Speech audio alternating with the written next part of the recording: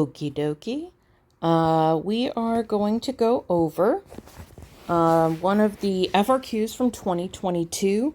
This one happens to be number 3. We're going over this one just because it's a little shorter. So we have fireflies emit light when the enzyme luciferase catalyzes a reaction in which its substrate, D-luciferin, reacts to form oxyluciferin and other products. That reaction is shown in figure 1. So we have luciferase, our enzyme.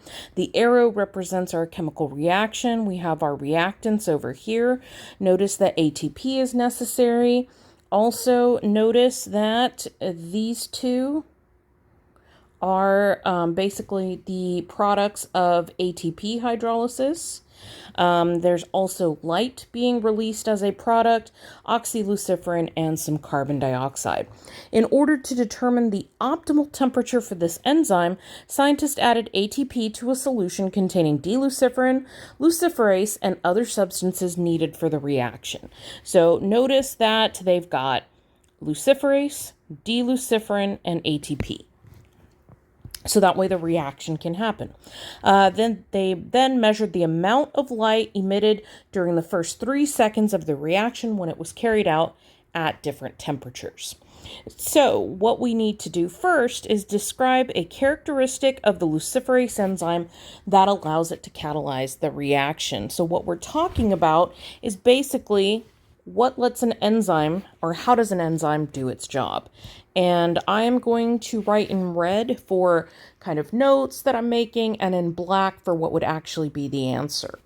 So if you remember, I usually draw my enzymes kind of like Pac-Man. The properties of an enzyme: you have an active site, and that's where the substrate binds. It has a lock and key configuration, meaning that they fit with each other. So what you can say is luciferase has an active site that can bind all the substrates.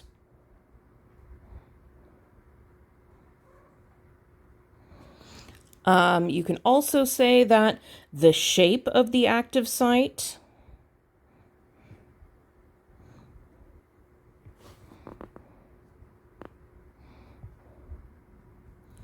fits, matches, lines up with the shape of the substrates.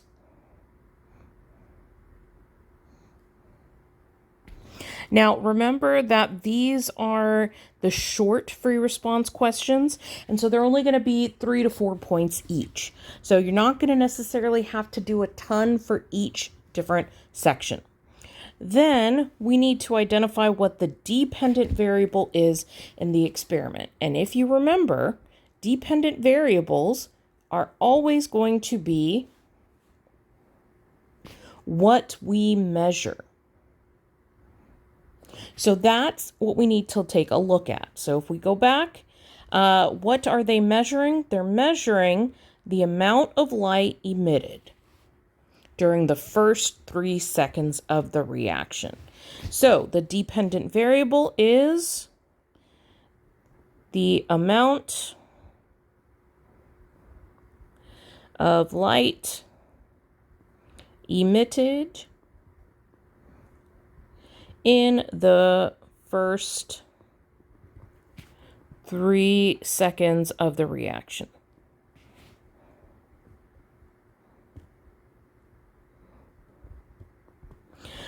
Honestly, you can probably earn the point just by saying that it's the amount of light emitted. However, if you want to be extra certain, you can add that in the first seconds of the reaction. Now, part C is asking us to state the null hypothesis for this experiment. For that, you've got to remember what is a null hypothesis, which we write H sub 0. It is nothing has a relationship. So whatever variable you're testing will have no effect. Your independent variable will have no effect on your dependent.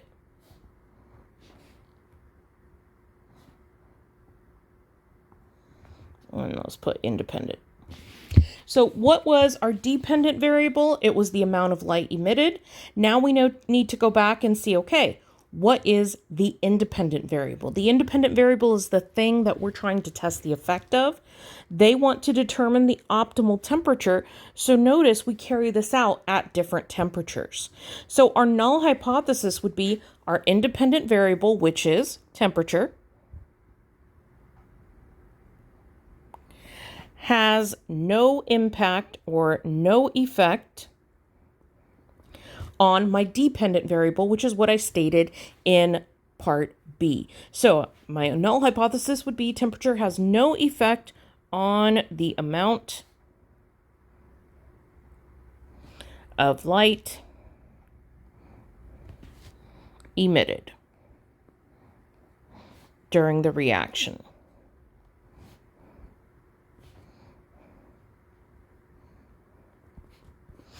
The alternative to our null hypothesis is our traditional hypothesis, where we are making a prediction that there is going to be a relationship between these variables and the independent variable, and that's you predict that the independent variable affects the dependent variable. That's your alternative hypothesis. That's what we traditionally think of when we think of hypotheses, just because that is kind of what we would write when we're doing like scientific method, or if you're reading a research paper. So then a student claims that as temperature increases, there will be an increase in the amount of light given off. And now we need to support the student's claim. So a few things to keep in mind. Why do you think temperature might have a reaction or have an effect?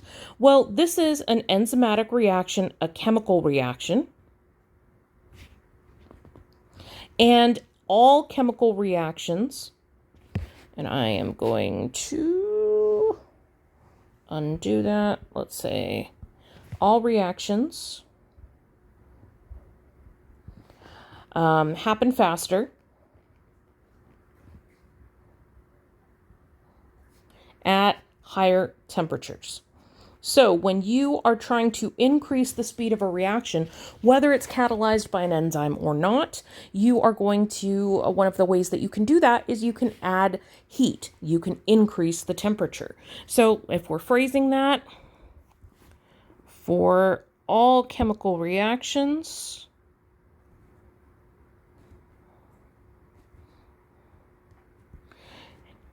increasing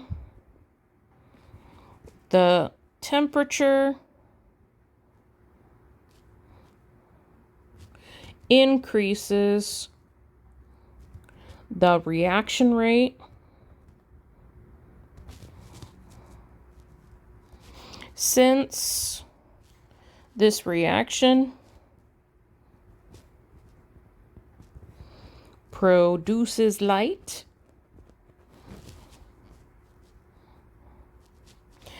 As the reaction rate increases,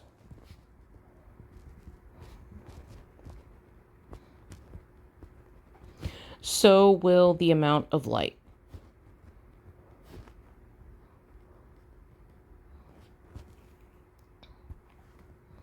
Sorry, trying to write too fast.